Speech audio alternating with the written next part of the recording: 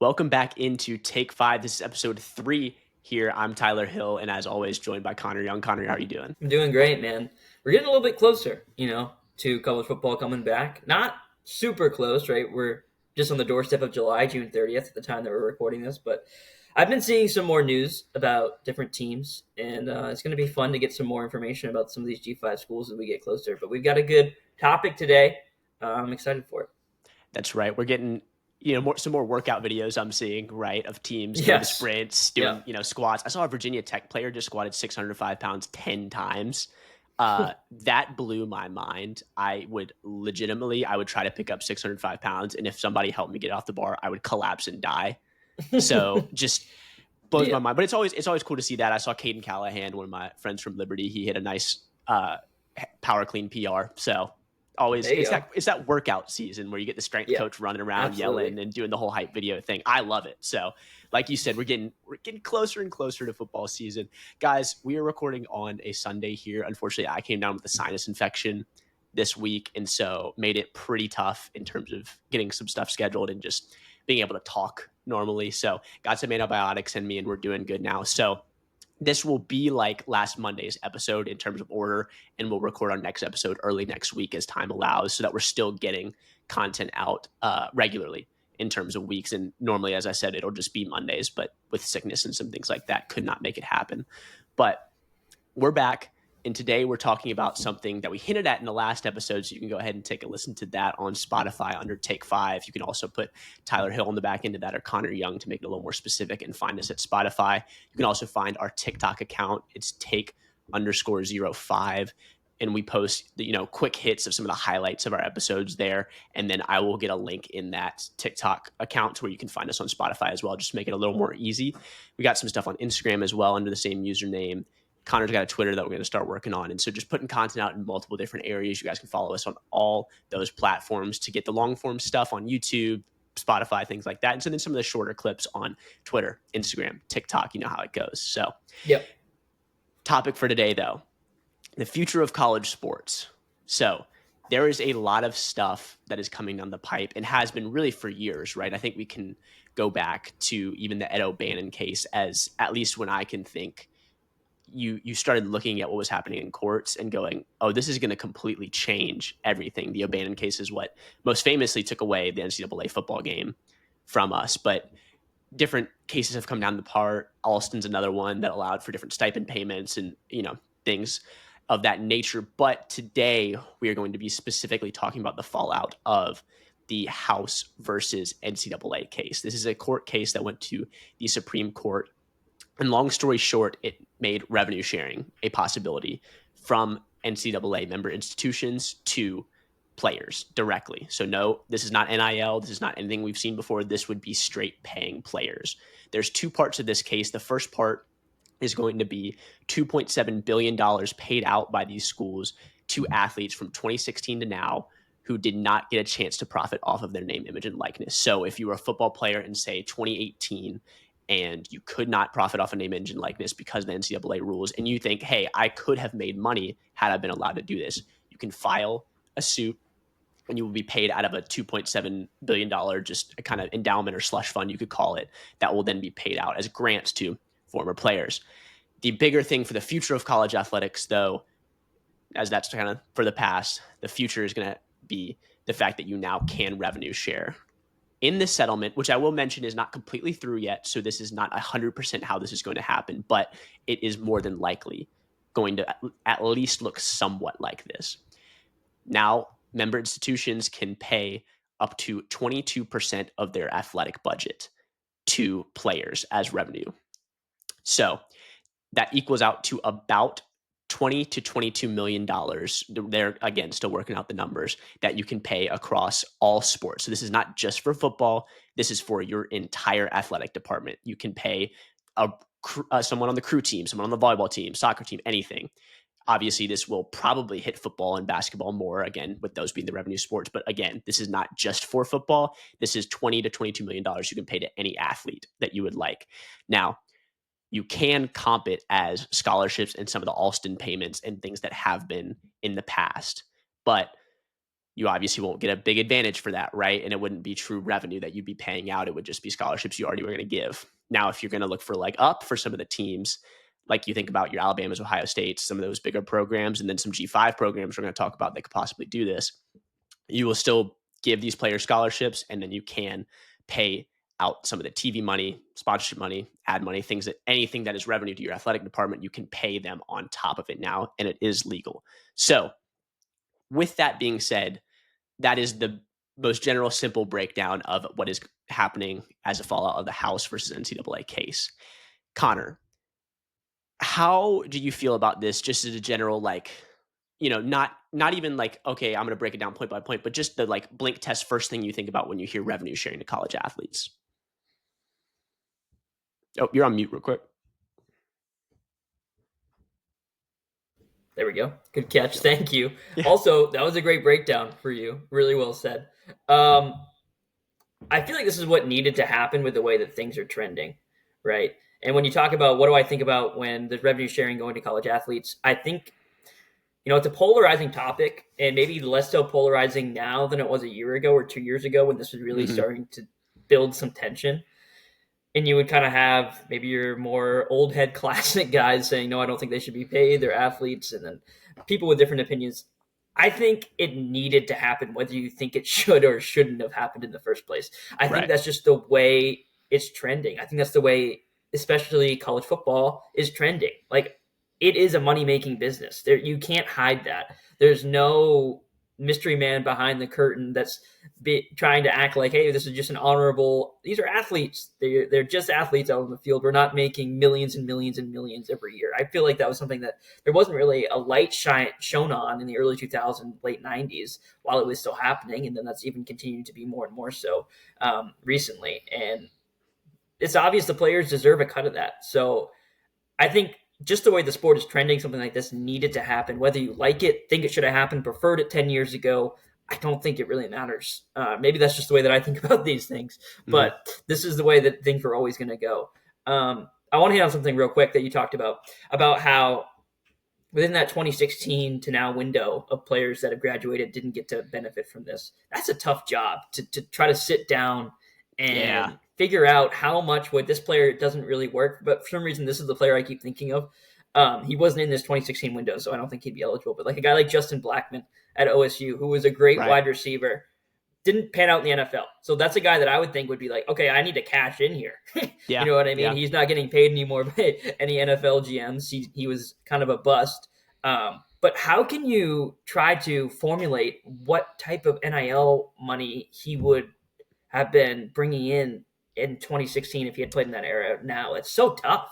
Yeah, it is going to be tough. I assume somehow it's going to come with probably looking at social media following, maybe even going rates of what players are getting paid now in NIL deals, and then scaling that down minus inflation percentage. But that's pure speculation. You're right. It's just going to be tough. They're going to have to come up with some algorithm that can factor everything in to streamline it, because I doubt that you're going to be able to look at every individual case, because like you said, there are plenty of athletes that are at least going to be like, hey, maybe I'm not even worth any money, but why would I at least not try and see? Yeah, there's so many variables, like how good the player was at the school, what the school or the fan base had rallied around them, like the time, how good the team was at the time. There's so many different things that it's really hard to, kind of like you said, the way that you would think you would do this is take a player now and say, how much is this player making now in 2024, 2025?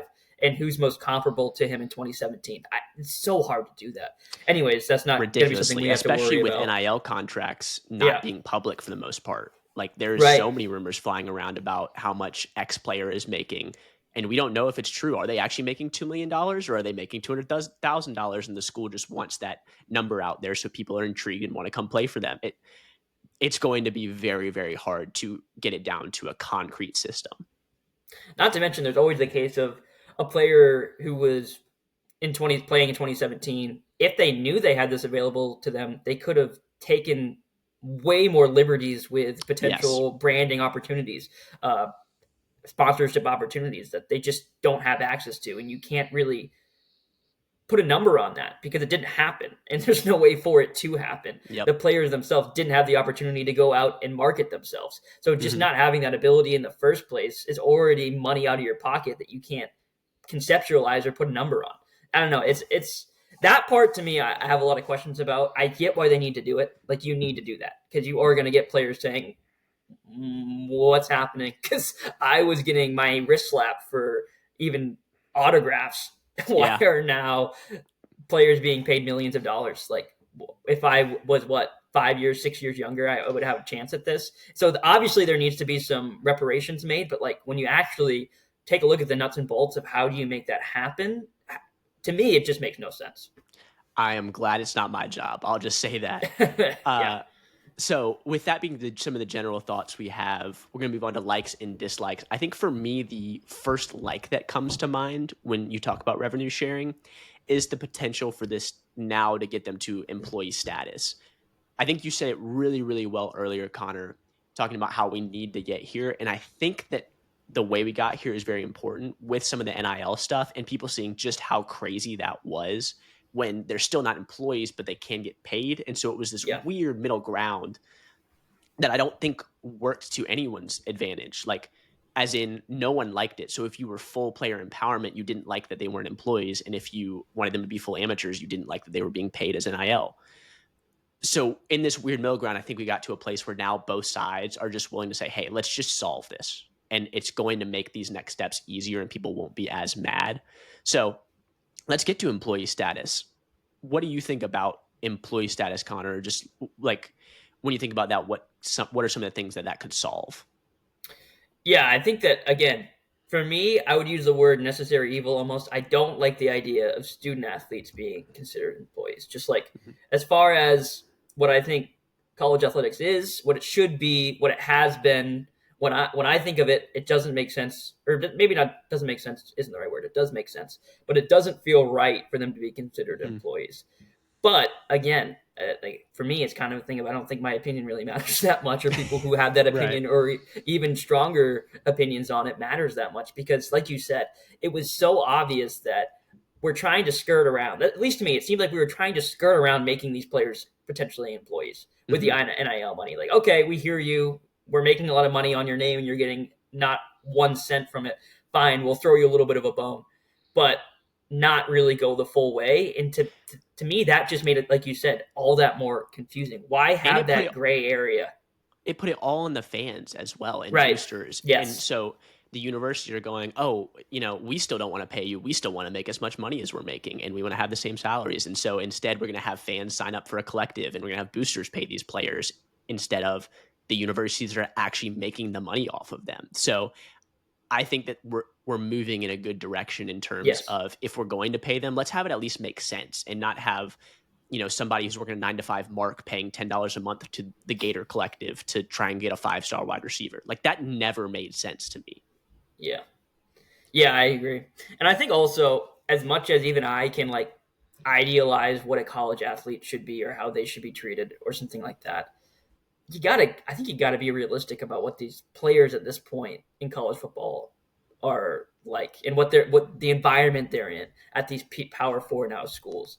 I mean, it's just like I said, it's far closer to being an NFL player, in my opinion, than it was to being a college football athlete, even at the Power Five level 10 years ago. Even you know what Yes. I mean? It's just we got to evolve with the times, even myself and my thinking about it, and just be realistic. I feel like we're almost trying to trick ourselves with slowly easing into this NIL Right. thing of Right. slowly giving them money. Of like, oh, okay, I guess we're gonna dip our toes in the water a little bit, but I think we got to go full blown if we're going to do it, and that's what we're taking steps to doing clearly with the revenue sharing idea. And I agree with you. I think it is the step in the right direction.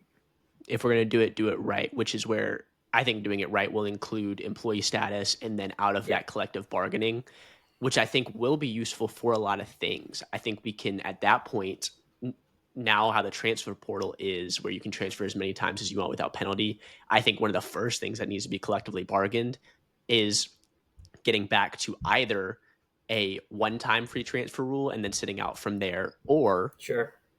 one idea that I had last summer, and I've seen you can go back and check the TikTok. I made it before some people put it in articles and things like that. So promise I'm not copying it. I did just think of this, but transfer fees. So this is popular in soccer. If you guys follow Right. soccer, which I really don't, but in looking into it, you basically, if you are a player, a striker on Manchester United, right? If Arsenal wants to sign you or literally buy you, basically, they pay a transfer fee to Manchester United, and then you become now an Arsenal player, and that can be $300 million, right? It has been a transfer fee before, so I don't think it will be that much in college athletics, but that's the concept behind it. So, hey, if Georgia wants to come and take a transfer from Tulane, okay, now you got to pay $40,000, maybe say to Tulane as a fee for the transfer. I think that could definitely be collectively bargained. And at that point, it makes it tougher for P4 teams just to raid G5 rosters only for depth. Because, hey, if he's just going to be your wide receiver 5, well, I don't want to pay $40,000 for that on top of already what I'm paying to my receivers that are playing and the recruits that aren't playing but are going to be next up, right? So I think it'll force P4 teams to be more selective, keeping more talent on G5 rosters, which is something we really want, right? We don't want G5 teams just being a farm system for P4 teams. Now, there are some players that still will be able to take that step up because they are just that talented and teams will be willing to pay. But again, I think it will be way, way less and be something that would be very useful if we could collectively bargain it, but you can't collectively bargain it unless the players are employees. Yeah, no, I like that idea a lot. And as a self proclaimed G5 guy, that is something that I am definitely a fan of. Playing devil's advocate, I could see the players having a bit of an issue with that because obviously Yeah, the players want as much agency as they can possibly get. Hey, if I want to go to Georgia tomorrow and they are set up for me to do that, I want to do that. Even if that means maybe less playing time, who knows? Maybe that could mean, especially with this new revenue sharing idea, maybe that's more money in his pocket if he's playing at a place like Texas State. Maybe not. It would depend case by case, I would say. And to lock them out of potential money, because that's what this is becoming into now. It's not just where do I want to play to get the most playing time, where do I want to get where do I want to play to get the best chance at the NFL? This could be where do I want to play to put the most money in my bank account for 4 years. And right. if it's the Georgia Bulldogs over playing at Texas State and being their star wide receiver and sitting the bench at Georgia, now I don't know if that would be the case. I don't know if that would be the financial move. Like I have no idea. I'm just saying Right. potentially if it was, and then you have Georgia saying, "Nah, I actually don't want to spend that much money on you, so you can sit in Texas." Then I think you have a bit of a players issue where they're like, Mm. "Well, if this wasn't the case, I would be making money right now, but because of this new rule, I can't do so because Georgia doesn't want to spend money." That again, that's not necessarily how I feel about this, but I think if I was looking at the flip side of things and what the arguments would be, it would be if these players are really going to be their own individual agents, have agency like that, and be able to treat this as a job, a profession, employment, where they're making money, they should Mhm. be able to switch jobs, employers whenever they want. They shouldn't be held down to only so many employers per year. So I think that's now players are getting more and more freedom of choice, more and more independence, more and more agency. And now when you try to scale that back, I don't know. It seems like maybe you've opened Pandora's box and it's kind of a free for all free agency at this point. Maybe not, but that's what I would think. That's what I'd be scared of. Yeah, well, and you would definitely have to give something back in return. And that's what collective bargaining is, right? It's like, okay, so if I, as the NCAA or whatever entity would be collectively bargaining, if I want that type of transfer rule, okay, now I'm going to have to give something up. And maybe the first thing that came to mind is, okay, now we're going to have better health insurance going forward after you graduate, right? So Okay. Yeah. you have more access to coverage and for injuries that you sustained as a football player playing for an NCAA school. So, like, that could be one. And also, if players are employees, like what a scholarship now would become would probably be something that resembles more of a contract. Yeah. And if you sign a 4-year contract with a team, you do have to abide by the laws. For instance, right now I'm about to sign a contract for a media job. And so there are things put in place where if I try to leave, it's a 2-year contract. If I try to leave after year 1, I have to pay back estimated costs in their training of me. I have to pay back damages that they lose in terms of what they could have made if I would have continued to be working. And so that's going to be some of the give and take is that I think you will get more security as an athlete and you will start being paid through that contract in addition to scholarships. But what now you'll have to give up, and then maybe again, maybe health insurance or things like that, that you add on top of it. But what you're gonna have to give up is some of that player agency and some of that movement. So we'll see if they're willing to give and take. And again, that is kind of collective bargaining. And then you get into some of the dangerous things, like we've seen lockouts before in professional sports and Yes. strikes when it comes to MLB. So that's things that are way more down the line in terms of if we get to collective bargaining. But that's where I see it going. And just in looking at what they could do for good, we can help, both sides can help each other out, I think, and go, okay, we'll give you this thing you want, but you have to give us this thing that we want. Yeah. No, that makes sense. I know you have a lot of stuff you want to get to on the list and stuff, so I don't want to stay on this too long, but I have a question for you. How much, because I could totally see, like you said, going down more and less of a scholarship idea than more of a contract idea. And how strictly you're locked in for how many years, we don't really know. But my question is, how much do you think that would affect G5 schools in their recruiting? Because, like, Yeah. obviously, you could see that totally taking effect at Alabama, at Georgia, at Texas, schools like that. But how much do you think that would affect Tulane, Troy, something like that? That's an interesting question. Yeah, that will definitely depend more school to school, which it will even in the P4, right? Because, Yeah. you Yes. know, Vandy is not going to pay as much as Alabama, right? Or Mississippi Sure. State is not going to pay as much as Texas. And so it'll be school to school in the G5, albeit at a smaller scale. There is no equivalent to Alabama in the G5 or no equivalent to Georgia. So Yeah. I believe that employee status will apply to, unless certain schools break away and create their own thing, it will apply to everybody in Division I Mm. football, FBS level. So that will factor into G5 recruiting in some way, shape, or form, again, as long as the 60 odd P4 teams don't just completely break away. Yeah.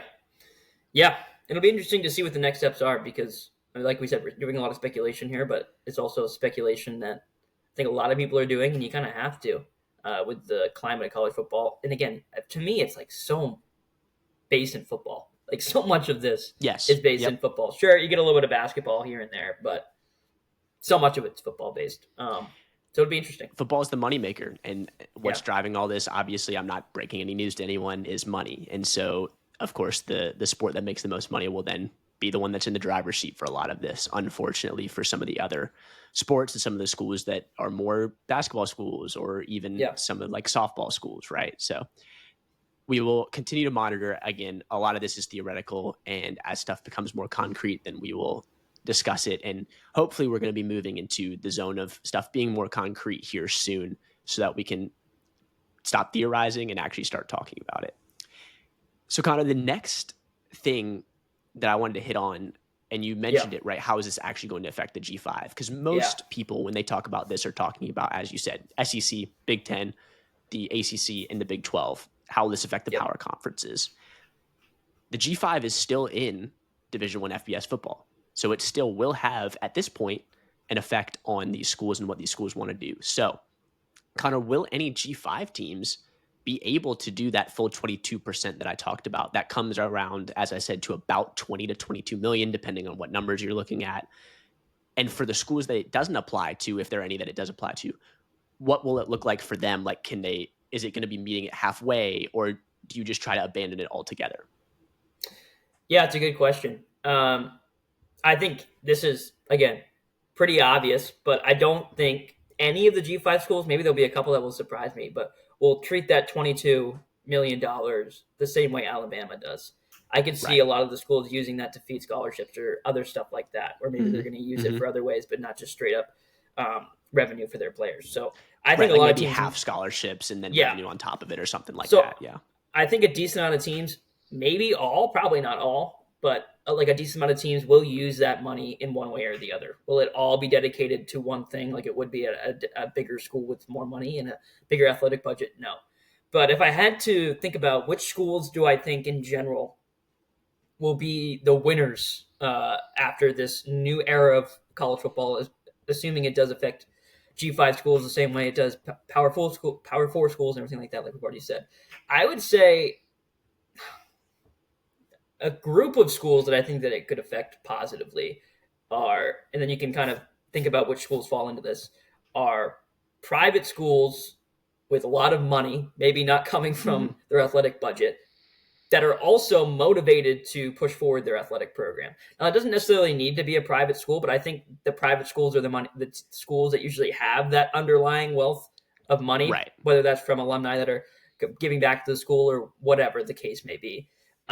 So those schools, I think, will have a pretty good shot of actually being able to maximize this new pool that they can draw money from, where other schools might not be able to really utilize it. It's good for them. It's nice, but we don't really have the resources, the budget, the funding to make this really a worthwhile effort. And you could see those schools kind of be left behind, I think, moving forward if some other schools are really able to pull from this and use it to recruit better players. So it'll be interesting.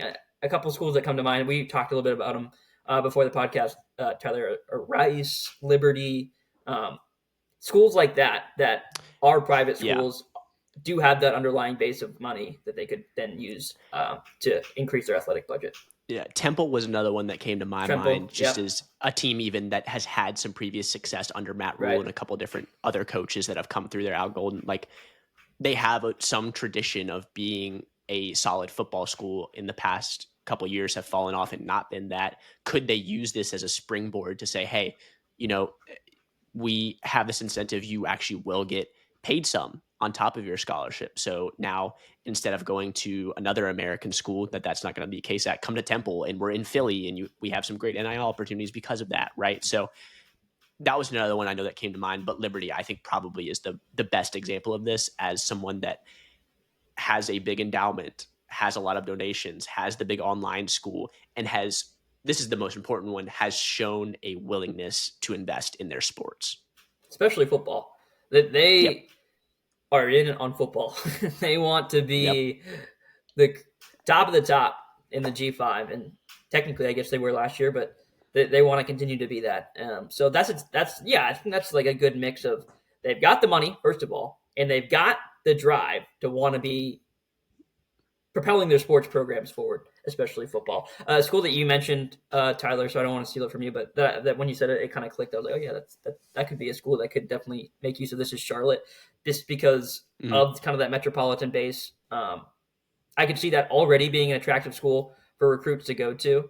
Yep. And then when you add in, you would think that they have a good base of donations and stuff like that, just because of the area that they're in.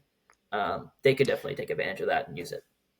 Yeah, and that Charlotte area is growing as well. It's one of the fastest Right. growing cities in Right. America. So, like you said, there's a lot of opportunity there if I'm a player looking to go somewhere. And Biff Poggi is a billionaire, and so I don't know if he could donate to his own athletic department, but if he Yeah. could throw a little money in there, that would be helpful for his own recruiting. Yeah. I did a little bit of research on some different G5 schools and the top revenue creating schools, their athletic departments. So it starts out, UConn was the highest actually with $95 million. That makes sense. They have a Yeah. bigger stadium, and then also their basketball team and winning the NCAA tournament, you get a decent amount of money from that. So then it goes Air Force, San Diego State, UNLV, Memphis, Colorado State, James Madison University, South Florida, East Carolina, and Fresno State. So the theme that I pulled from that is the Mountain West in the AAC are the teams that are really, or the conferences rather, that are really generating a lot of revenue, which makes sense. They have the bigger TV contracts of schools in the, or of the conferences, excuse me, again, in the G5. And so that gives you a nice baseline. And then your program, your stadium, things like that will give you another bump on top of that. Yeah, those teams all group at the top. You would think that they would give them a leg up. San Diego State, definitely a school that caught my attention. I could see them definitely separating themselves even more so in the G5. Again, for football, they're not really a team that comes up that much, but their basketball program is fantastic. And then you talk about Mhm. UConn at the top. Obviously, basketball is the big winner for them, and they've had a lot of success lately, obviously. But also, UConn basketball is like that's like a nationwide brand, in my opinion. Like Yep. you can Yep. find UConn fans all over the country. People have just bought into that school on the basketball side of things. So no shock at all that they're at the top. It'd be interesting to see if like they start to try to go into football more. Probably not, but maybe with these new Yeah. changes, if that seems like more and more of a money making venture, who knows? And this brings up a question that I had thought about before the show, but the Big 12, just as an example, consolidated other conferences, right? They took 4 Pac 12 teams. Yep. Could we see a conference doing that. And the second part of what the Big 12 did is they seem to be leaning into being a very good basketball conference. They have Kansas, they Yeah. have Baylor, they have Texas Tech, which has been good in the past, Oklahoma State. Even they're bringing in schools like Arizona and Arizona State that have rich basketball tradition. And as I said, as you get more teams in and win more rounds and more games in the NCAA tournament, the basketball tournament, you get payouts from that. And so I Yeah. think they're trying to supplement a little bit of income by being a really good basketball school. It could G5 schools or conferences do that. The one example I put was the American Athletic Conference did this a bit with Conference USA in taking a bunch of teams from them. Charlotte, we talked about, was a Conference Yep. USA team originally, gets pulled up to the American. FAU is another one. Yep. Now, the difference is Conference USA did not dissolve as the Pac-12 did. They have brought in schools like Liberty, like Sam Houston State, Missouri State's coming in later, Delaware as well. So they found a way to stay afloat. Thank goodness. But could you see that being a future thing where a conference just decides, hey, we're going all in on really good basketball schools, trying to get money and supplement it that way, and then trying to eat up other conferences as well? Yeah, I think it's a great strategy. And I think that's reflected in what we saw when we looked at the top schools, all being a lot of them being in that conference. But the problem, I think, is there might be a lot of demand. Where's the supply? I don't see a Yeah. lot of great G5 basketball programs, apart from the ones that you mentioned, which obviously had already been pilfered. Liberty's been okay in the past, but I don't think that's anything that you can really bank on. And then you got a lot of the Big Yep. East, which is their own deal. Like, I don't think you're really touching the Big East. But yeah, so I think it's a good idea. I just don't know practically if there's the means to really explore that yet. Yeah, and the Big East, as you said, is stable. They lost Yeah. a lot of schools when kind of the original realignment happened in the early Yeah. 2000s and pulled Miami, Virginia Tech, Louisville, some of those other schools away. But it found a way to stabilize with true basketball schools, and UConn being one of those. The big news that we've gotten in the past couple of weeks is that conferences are now looking at naming rights and advertisements as a way Yeah. to help generate more income to then revenue share with players. Because, hey, we got an extra $22 million we need to find a way to raise that, right? So conferences have searched out different naming rights. The Big 12 is rumored to be working with Allstate to try and become the Allstate 12. Conference USA is another one that was rumored to look at some different naming rights. And then individual teams have been allowed to put advertisements on their field. So think of where the conference logos are now, usually about the 20 to 25 yard line off to the side. Some of those could be also different companies that want to sponsor the field. How do you feel about these naming rights coming in, and even patches on jerseys have been talked about? Yeah.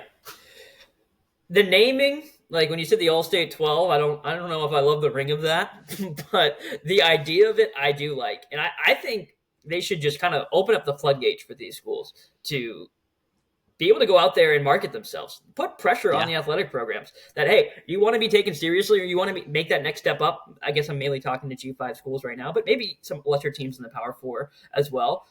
You want to build a budget because, like we said, this is all controlled by money. If you have a lot of money, chances are, especially in the way college football is trending, you're probably going to see improvement in your program over the next couple of years. So you want Yep. that's something that is important to you. Go ahead, go out there, market yourself, be entrepreneurial in spirit, and bring in some sponsors and gain revenue that way. I think that's great. Why not put pressure on athletic directors and athletic programs to go out and do that for themselves? I think that's fine. I think putting the patches on the jerseys, having the logos on the field, even take it a step further if you want to do more in-house stuff on the concourse of the stadiums with concession stands. I don't know, something like that. Give someone, I don't know, the All-State concession stand booth or something. Right. Why Right. not do something like that? Why, if like, because at this point, that's what this is, right? I mean, this Mhm. is a professional sports arena. This is a professional sports climate. This is what we are.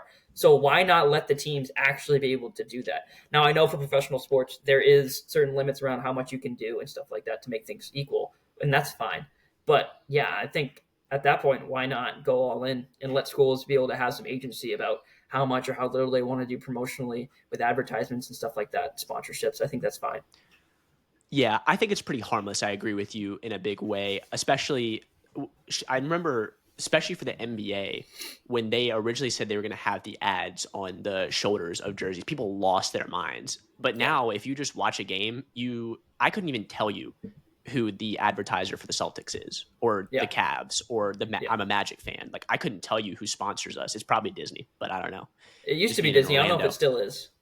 Okay, I was gonna say with us being in Orlando and being the Magic, I would guess we're Yeah, probably Disney. But that's just yeah, to show you, right? Like none of us really know. It doesn't make that big of a difference. Same thing, yeah, even I think with stadium names. Like the first one I thought of is you as a Pats fan, Gillette Stadium. It just rolls yeah. off the tongue being this sponsored stadium, but Hmm. it's naming rights, and Gillette is paying a lot of money to the Patriots to be able to own that stadium's naming rights.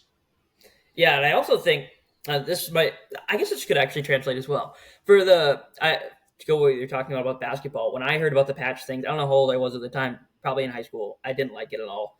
But like you said, it's not a big deal these days. No one even pays attention to it. You wouldn't even notice it on a jersey. But I think in some Hmm. instances, it almost is cool to see like, okay, big companies in the local area have a tie to the sports team. I think Yeah. for me, I think that's cool. Like Orlando has Disney as their sponsor. That's cool.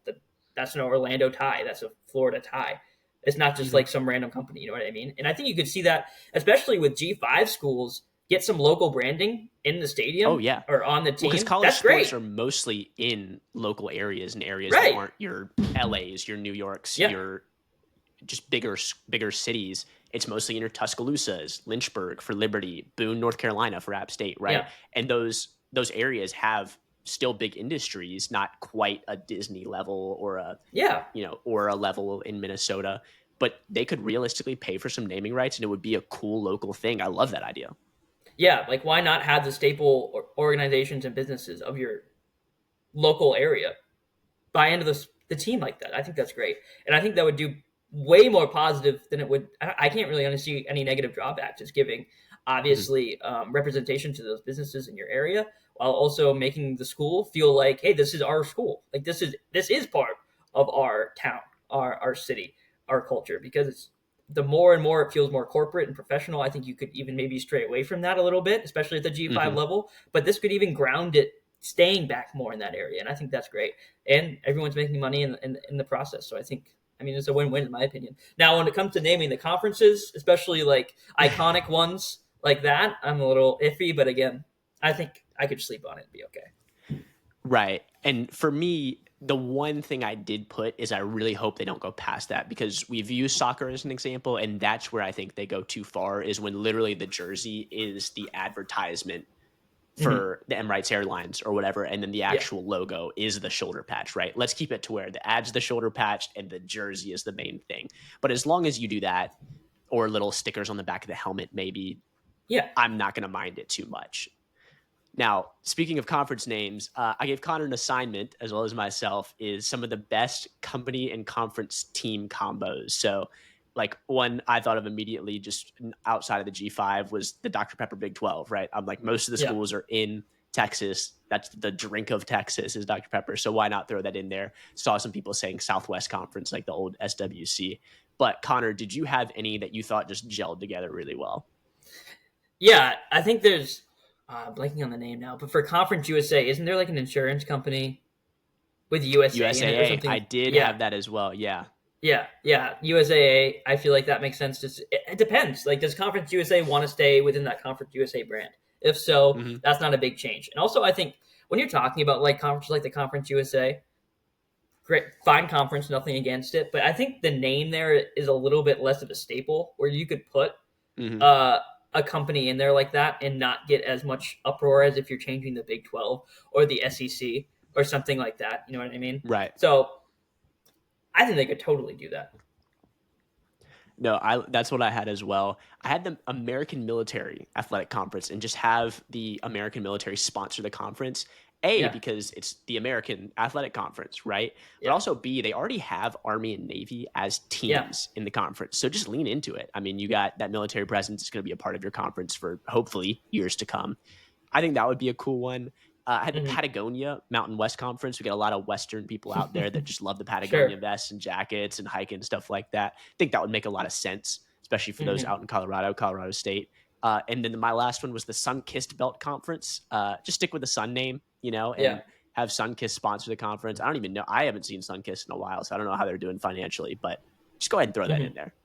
Yeah, you could even go the opposite way. Go with a belt, something with a belt. I don't know. When I think of a belt brand, I think Oh, of Levi's. I don't know if that's a belt, the belt brand, Gucci belt. right, That would be right. kind of crazy. Gucci belt conference. Oh, dude, Yeah, I would love that. The championship belt is just a Gucci belt as a yeah, trophy. Ah, dude, you could do some that'd be fun stuff sweet. with that because a lot of these trophies and things like that are made up within the few like recently anyway. So just go ahead and Yeah, have some fun with it. yeah. Why not? And the last thing we're going to talk about, and this one is probably a little more on the sad side if this were to happen. So apologize in advance for ending the episode in a sad way, but I think we'll turn it around as being a bright future thing. The question is, should the G5 separate into its own thing before they get pushed out? So this is a pessimistic view in which the Power Four conferences and plus maybe a few Group of Five teams would create a super league, and it would be 60 to 70 teams of the highest financial producers of revenue break out and make their own league with their own rules, and then all of the other schools are left behind. So the question would be, Connor, should the G5 just see the writing on the wall and just Yeah, break make off the and first say, move. okay, this is our thing, yeah, and make your first move? I don't know, man. It's tough. It's tough. I could see it. I could see it going well for the G5 schools. I could see it going absolutely terribly for the G5 schools at the same time. I don't know. I do think, as the way it is right now, something needs to change, um, because the G5 just seems like a feeder system for the Power Four Yeah. schools. It's every single season, whoever the most successful players are getting pilfered every year. Mm-hmm. And then the only wins that the G5 seem to be getting are the rejects from the Power Four. And that might be a little harsh to say that, but that's what it feels like. Like, no one's leaving, obviously, a Power Four school on good terms to go to a G5 program. It's just not happening. So in that way, it does feel like we're just a little brother, kind of. And eventually, especially if these financial endeavors are successful, which I mean they will be, it would have to be something would have to go absolutely terribly wrong for it not to be. Even that, I Yeah. don't think would stop it. Then you could totally see them wanting to kind of shed the little brother because what are we doing? What are we adding besides giving And them it talent? sucks because as a fan of one of these programs that does have really good history, and we both went to Liberty doesn't have as much like really good sports history, but being a very good up and coming G5 team, Yeah, you don't think of yourself as little brother when you're going to games and you're going 13-0 and you're like, no, we're super excited. The atmosphere is awesome. The fans are behind it. We have great players that I love to follow. And then, like you said, it just sucks because then every offseason you have these guys leaving and going to bigger brands, bigger teams. yep. And so you're sitting there thinking, wait, we're not little brother, but we're getting all our players taken and this is just not a great system for us. So I agree with you that I think something does need to change. Yeah, I don't know. I don't know if being proactive and separating yourself right away. I don't honestly. I don't know if it would change anything. One, like, what would that Mhm. change if we were just in a separate league? If you still had a good season in that separate league, you're still going to go to the different school. So, Right. like, I think the only way to like, I see that as the main problem right now is the transfer portal and how open it is. And then Hmm. you add NIL money and revenue sharing on top of it is just going to make it worse. I see that as the main issue for G5 schools. They can't keep their player because there's no incentive to keep their good players, and it's totally freely up to them for where they want to play, and they can change on a moment's notice. That is the problem, and I don't think going in a separate league will change that. I Right. think if you have a really good year in that league, guess where you're going? Like, you're going up there next. So Back. I Yep. think the only thing that can really remedy that issue is making kind of like what you said, the rules around players freely going from one school to another more strict through the different ways that people have theorized to do that. I don't think going into a different league would change that. I think if they did do that, it would just make the competition 10 times worse. It would make the players worse. There'd be Mm. even less of an incentive to play at those schools. And I think the competition would be worse. Maybe you keep more players. Maybe there'd be more 4-year quarterbacks that schools really rally behind and like a lot. And maybe that's what it is. Maybe that's what it becomes. As, hey, yeah, we know that we're not really going to be able to compete with the best schools, but we have 4-year players on our teams and we get to really invest in these teams and feel like it's not a turnover every single year. And maybe that's what it becomes. And it's a good team for the community and the schools to rally around. But if you want to actually have hopes of competing with Power Four schools one day, or even maybe joining one of those conferences yourselves, I don't think it's the right move at all. I'm with you. I don't think that they should do this. I don't really see much benefit to it, even just from the cold financial sense of if one of you is going to break away. I think that possibly if the Power Four teams break away from you, they could have to pay some type of settlement for financial damages. So Yeah, even just from the cold calculating money sense, in one way, you're not going to get anything for sure. In one way, you possibly could get some type of settlement that would help you financially for your athletic department.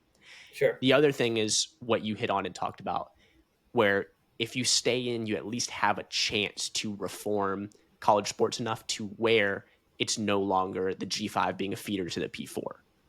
It becomes more like it used to be, where hey, we have this diamond in the rough 2-star recruit that we found, Antonio Brown at Central Michigan, and Antonio Brown's not transferring away because he can't, and Right. he's here, but also he doesn't want to because we're able to share revenue, and a team isn't willing to pay him a ton of money to transfer away, and so it actually works for the benefit of both parties for him to stay at Central Michigan and play out his career and be an amazing Central Michigan Chippewa, right? I Hmm. think that that is how you should try to move forward and try to stay together. And then if the teams in the P4 just decide, we just really don't want to, we're going to break away. Like I said, I think there might be some financial benefit that could come out of that. Overall, dude, I just have a good time with football right now. And listen, I wouldn't be super stressed about a lot of this future stuff. It is out of your control anyway. So we can talk about it as much as we want. And it's good to stay informed on it, I think. Yeah. But overall, like if you are at App State and you're going to Kid Brewer Stadium and the atmosphere is amazing and it's a night game and you're playing Georgia Southern, one of your rivals you've had for years, and it is a close game and you're having an amazing time. The tailgate before was awesome. You had some great food. You're there with friends and family, and you're feeling that same feeling that you've gotten when you've watched App State your entire life as a fan. Then you are going to be in an okay spot. And I think you can still get that feeling even if the P4 breaks away. And even if you are, quote unquote, like the less than group of teams. Because as a fan, like I just don't care if I'm an App Hmm. State fan and I'm not in the SEC. No, I still love App State. So that's Yep. the one thing. And that's where I said we could turn this hopeful, is that even if the absolute worst case scenario happens of the P4 breaking away, and I do think that is the worst case scenario, you still can have an amazing time as a fan. Yeah, and I think I kind of hit on that as well. Maybe less positively, but yeah, I think if that were to happen, yeah, I think the competition would probably be worse. But that doesn't mean that the community aspect and the actual experience for the fans would be any Right. worse. In some ways, I could see it being better depending on your outlook on it, Mm-hmm. because I do think you would have players sticking around for 3, 4 years way more regularly, and I think that's a good thing to be able to have a team that kind of stays intact for their full cycle of a college student. I think that's a little bit easier to rally around as a fan base. But I will say, kind of like what I already said, I do think the remedy to the situation that I think a lot of G5 football programs find themselves in is some way to restrict the free movement in the transfer portal. Yes. Like, Yep. that's the problem. And it seems like that's not going to happen because it seems like every single step we're taking is farther and farther away from that sort of thing. Right. Um, so yeah, it kind of does create a situation where, oh no, are they going to leave us? Is the Power Four school is going to leave? It looms large, but I don't know. I always think also there's always an opportunity for a program that, again, now this, so maybe not always, but if the school has the means first off and the motivation to improve their program, I Mm-hmm. think that there's always an opportunity to do so. And maybe this goes against the nature of this podcast and what we're focusing on covering. Maybe that means that you're trying to move through the G5 and eventually join one of the Power Four conferences. Maybe that's what it is. So then that you can finally have some stability and feel like your players aren't getting picked off one by one. Or maybe, who knows? Maybe if we take this more optimistically, maybe all these changes and revenue sharing, maybe it will make it so it's easier to keep your players. Maybe it'll make it so it's a little bit more natural to what we saw 20 years ago or even 10, 15 years ago. Um, we'll see. We will definitely see. Again, a lot of this stuff is theoretical. We're hoping in the next couple of years with different court cases and different Yeah. mechanisms being put in place. I think revenue sharing, as we talked about, is a really good step for this. we will see this become more concrete, and we'll have, hey, these are going to be the rules. This is what people are going to play by. This is the money aspect of it. Go ahead and do it. And now you get to form the best team you can, and we can still have some of those Cinderella stories of a 2017 UCF, a 2007 Yeah. USF, for just two of the Florida schools that I'm around, a 2023 Liberty, even, right? Where you're able to run through your conference and have a great year and be remembered. Because right now it just sucks if you are a Memphis fan and then your entire bowl game, the announcers are talking about how Seth Hennigan is getting illegally tampered with to go to a different school. Like, it just, Hmm. that is not an ideal spot to be in. So hopefully we can Yeah. have some reform, and we would be looking forward to that in the future. Connor, thank you for talking with me about this and all the future stuff.